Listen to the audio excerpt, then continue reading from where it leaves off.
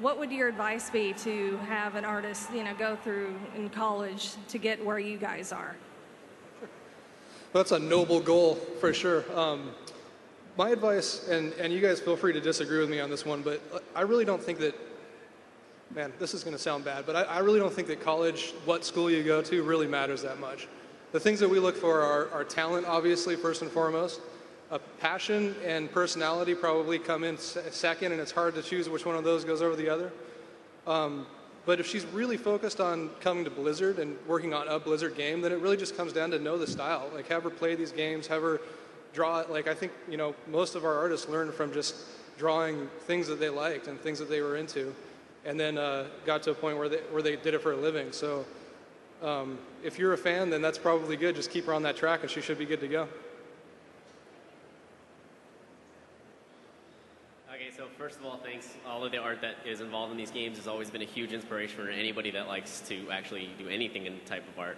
I have a little more specific on the actual portfolios. For somebody who's interested in concept art and trying to get into that industry, if you guys like to see things that are original in themselves but can obviously fit into the worlds that already exist, or if you guys like to see more of replication to show that we understand that theme. Definitely a combination of the two. It's important to show that you have an understanding for the style, but it's also, everyone that we bring in, we want to bring in people that have a unique look at what we're doing and can bring something different and develop our style. It's also very important, and a lot of people overlook the fact that this concept art is going to need to be used to create three-dimensional art. So having an understanding of three-dimensional art when you're concepting is very important. And while you may not have to be a modeler or a texture artist necessarily, learning that skill and being able to take your concepts into that space is important, and will show us that you understand when you're thinking of these things, how they're actually going to play out when we build them and texture them. Does that answer your question? Yeah, it does. Thank you. Hi. So there's been some talk on the forums and even some response from the Blues that the art team was going to take a graphical upgrade on the vanilla playable races, as far as redoing the humans, redoing the trolls, the texture upgrade, poly count. And I know that wasn't going to make launch of Cataclysm, but I heard that it was in the works. Could you give us an update on that? Sure. I completely agree. I think we all agree that our player characters are one of the things that's most behind as far as updating goes. So we do have plans to do it. When exactly that's going to happen, I can't tell you. And actually, I don't know. But we're actually in progress on reconcepting some of that stuff, some of the player characters, and definitely feel like we want to roll it out sooner than later so that everything feels consistent in the world.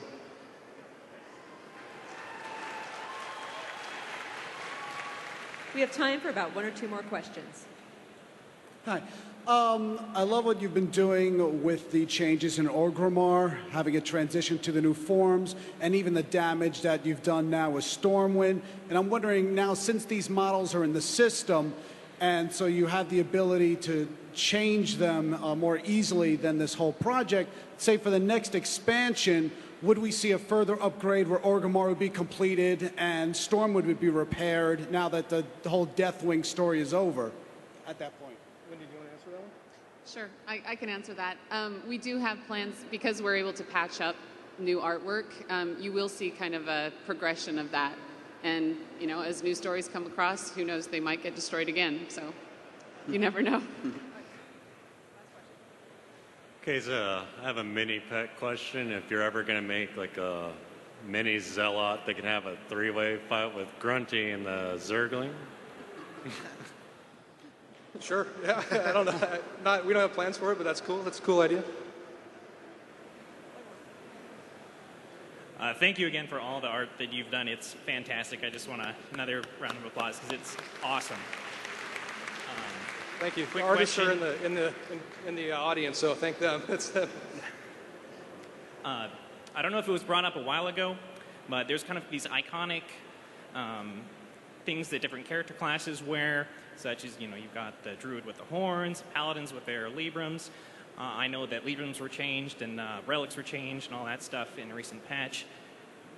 Was it ever going to be introduced where like paladins could actually have that book? Like every race of every paladin would have that book and it would be used, or because you have the item, but you don't see it. Yeah, so. Totally. Yeah, we are. one of the things that I want to focus on coming up in the future is not only just that, but also what we do with our armor sets, because I think that's, along with player characters, that's getting a little tired. So we definitely want to approach those things at the same time, like make sure that all of our armor sets are feeling very distinct and updated, but that we're also incorporating things like totems and librams so that it feels specific to your class, and you get this item and it's actually on your character, you can see it, and it doesn't just feel like an icon in your bar or whatever. So yes.